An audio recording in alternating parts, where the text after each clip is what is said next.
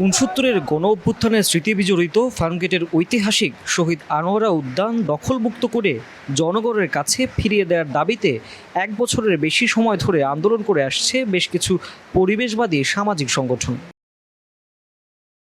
আজ বৃহস্পতিবার ফার্মগেটের আনোয়ারা উদ্যানের সামনে উদ্যানটি সর্বসাধারণের জন্য উন্মুক্ত ও সুষ্ঠু রক্ষণাবেক্ষণের দাবিতে প্রতিবাদ সমাবেশ ও মিছিল করে শহীদ আনোয়ারা উদ্যান রক্ষা ও পরিচালনা কমিটি এবং গ্রিন ভয়েস। প্রতিশ্রুতি অনুযায়ী অবিলম্বে মাঠটি খালি করে দেওয়ার দাবি জানিয়ে বাংলাদেশ পরিবেশ আন্দোলনের সাধারণ সম্পাদক বলেন, মে মাসের প্রথম সপ্তাহে উত্তর সিটি কর্পোরেশনের প্রশাসকের সঙ্গে কথা বললে তিনি শিগগিরই আনোয়ারা উদ্যান জনসাধারণের জন্য খুলে দেওয়ার কথা দিলেও এখনও কোনো উদ্যোগ নেওয়া হয়নি।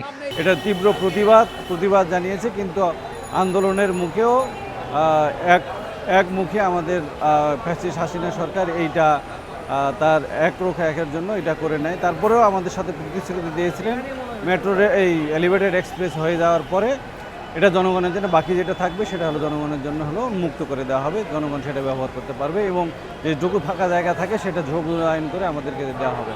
উদ্যান উন্মুক্ত না করলে ঐক্যবদ্ধ আন্দোলনের হুঁশিয়ারি দেন পরিবেশবাদী সংগঠন গ্রিন ভয়েসের সহ সমন্বয়ক শাকিল কবির। তিনি বলেন, আমাদের কথা গ্রাহ্য না করলে এলাকাবাসীকে নিয়ে ভিন্ন আন্দোলনের পথে যাব। আনোয়ারা উদ্যান জনসাধারণের জন্য উন্মুক্ত করে দেওয়ার দাবিতে আমরা এরপরেও হচ্ছে যে আরও হয়তো সমাবেশ এবং মানববন্ধন করার পরিকল্পনা আছে।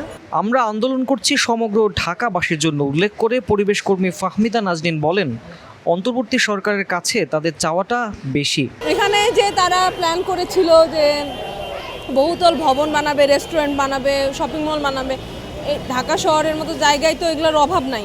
এখানে আপনি ফার্মগেটে দেখেন প্রচুর পরিমাণে আছে, কিন্তু আমাদের অভাব হচ্ছে বায়ুর অভাব, মানে অক্সিজেনটা যে নেই আমরা, এটা হচ্ছে দূষিত। এটার পরিশোধন কিভাবে হবে? প্রচুর পরিমাণে গাছপালা থাকলে হবে। আমাদের এইটা দরকার, এর জন্যই আমরা মূলত এখানে দাঁড়িয়েছি এবং বারবার দাঁড়াচ্ছি, টানা প্রায় 1 বছর ধরে আমরা এখানে আছি।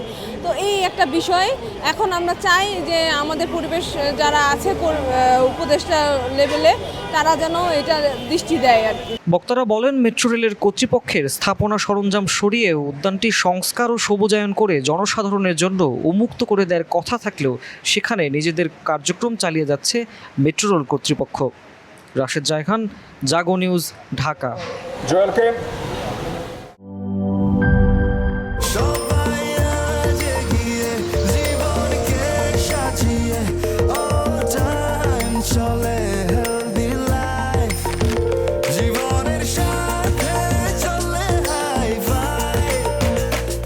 চলার পথে স্বাস্থ্যকর all time honeycomb, all time healthy life.